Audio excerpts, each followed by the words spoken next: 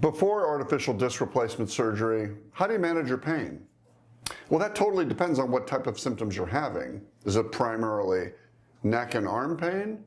Or is it all arm pain? Or is it all neck pain? And same goes with the low back. Is it low back pain, back and leg pain, or leg pain? Because everybody can have any three of those combinations.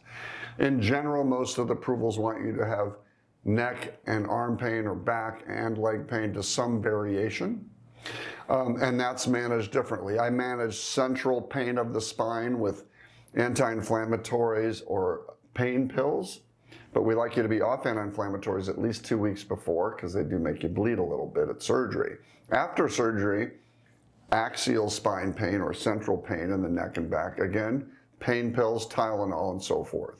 Now for nerve pain, which is arm or leg, Gabapentin or Lyrica are nerve pain medicines. That's in general how we treat those. Hope that helps.